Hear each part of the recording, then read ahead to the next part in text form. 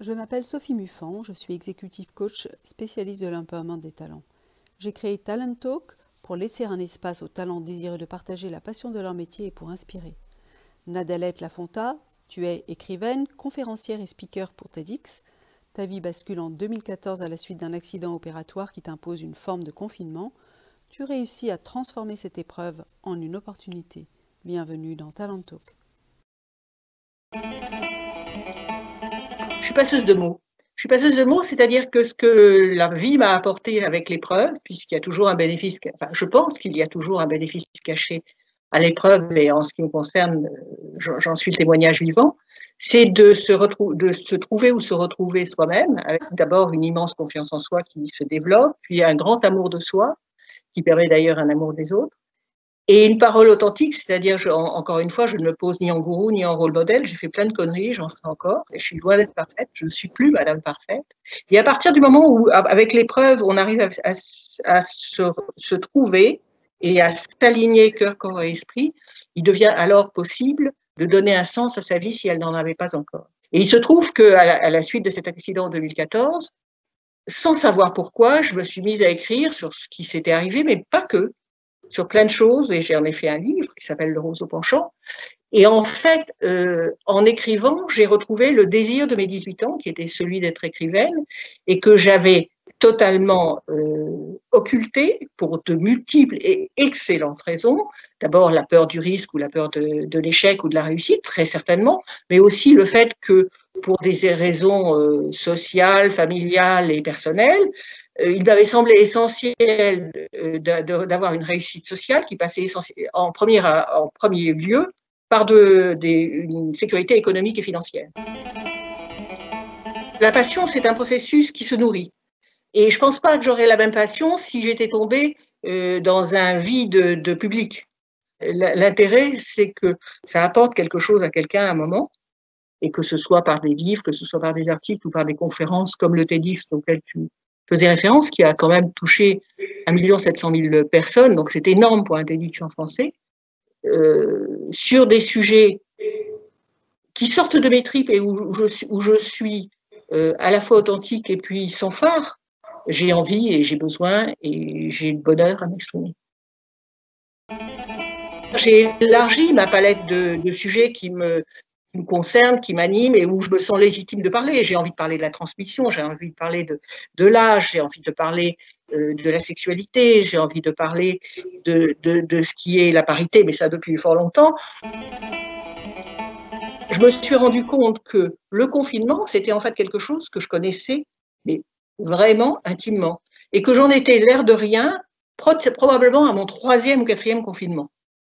Ce qui donne, si tu veux, un fruit d'expérience. Le confinement auquel je me réfère, le premier est un confinement fondamental dans une famille non aimante.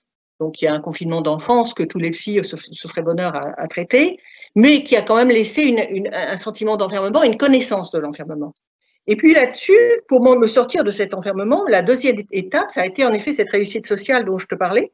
Et cette réussite sociale m'a enfermée dans autre chose, vis-à-vis de l'extérieur, dans une image qui n'était pas à 100% moi-même. Alors, ça ne veut pas dire que dans ce confinement, dans une image de businesswoman, de Wonder Woman, j'ai été malheureuse, loin de là. Il y a de très bonnes choses dans les zones de confort et il y a des moments très agréables, même dans les prisons, on peut le dire quelque part.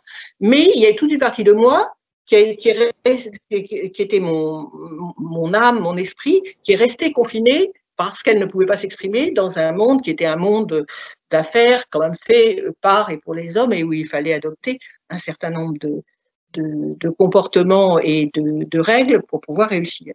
Et puis là-dessus, boum, hôpital, on m'opère d'une scoliose importante et je me retrouve, quand on me réveille, on me dit, madame, vous êtes paraplégique, vous ne remarcherez jamais plus. Si vous voulez vous en sortir, toujours en version légumes, mais si vous voulez vous en sortir un petit peu, eh ben, il s'agit de rester à Garches et d'y rester 9 mois. Et ils avaient d'ailleurs totalement raison sur ce qu'il fallait faire. Mais je me suis retrouvée en plus enfermée dans un hôpital, loin de ma famille, loin de mon boulot bien entendu, loin de mon mari, loin de mes enfants, loin de mes copines, loin de mes amis, parce que ça se méritait d'aller à Garches pour me rendre visite, et très seule. Et avec un temps qui était très différent, puisque le temps ne passait pas comme il ne passe pas tellement aujourd'hui, puisque en effet, tout ce qui constituait ma vie active n'existait plus, n'était pas possible. Elisabeth Kübler-Ross appelle le processus du deuil. C'est-à-dire que dans un premier temps, tu as du déni, tu dis non, c'est pas moi, là, ils sont en train de se tromper, moi je suis pas paralysée, moi je suis pas confinée. Les autres, ils sont confinés, mais pas moi. Et puis, tu as de la révolte, et là, on y va pour toutes les théories du complot dans un sens, dans l'autre, etc., de la colère, un sentiment d'injustice et puis du chagrin. Et après cette colère, il y a une phase de négociation avec soi-même en se disant, bon, bah, oui, ok, bah finalement, là, aujourd'hui, c'est couvre-feu, c'est quand même mieux que confinement. On arrive à une acceptation. Et quand je dis acceptation, je ne dis pas résignation. Et c'est là où il faut être vraiment très précis sur les mots, c'est-à-dire que acceptation, c'est partir du principe de réalité, mais avoir un espèce de jugement posé en disant, ben voilà, la négociation, c'est que je peux faire ça. Ou, par exemple, rien ne m'empêche de faire, je peux plus faire de scène, mais je peux faire des webcams. Donc, trouver là-dedans un sens pour soi. Et c'est là où j'ai envie de dire que le temps d'arrêt peut être aussi un cadeau. Et ce qui est important, c'est de vivre ici et maintenant, c'est-à-dire pas de se projeter dans hier et ou dans demain, mais de regarder ici et maintenant qu'est-ce qu'il y a, comment je peux prendre en charge mon destin.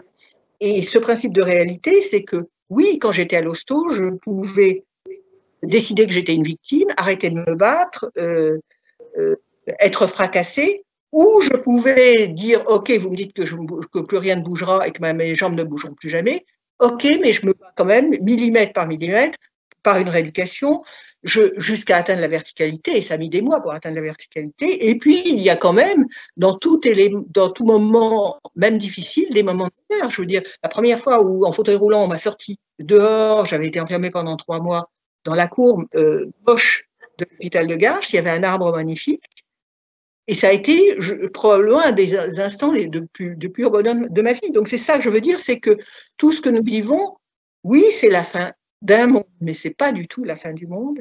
Et peut-être que ce monde dont on voit la fin avait fait son temps, même si cette fin est douloureuse et qu'il est temps de passer à nous. Oui. Ce qui m'anime le matin, c'est de me dire que je suis vivante et que la veille, j'ai vécu des choses formidables, j'en ai vécu d'autres moins bien, mais ça, je les passe, que j'ai une forte gratitude pour ce que je vis et que dans la journée, je sais que je vais voir la mer, je vais appeler une amie, je vais travailler et que j'ai envie de faire ça. Nous sommes tous capables, dans des vies qui se construisent, étape par étape, n'est-ce pas? Et que nous pouvons honorer en nous-mêmes et avec l'autre, de construire un monde qui soit plus juste, plus inclusif, plus respectueux, que ça tient qu'à nous.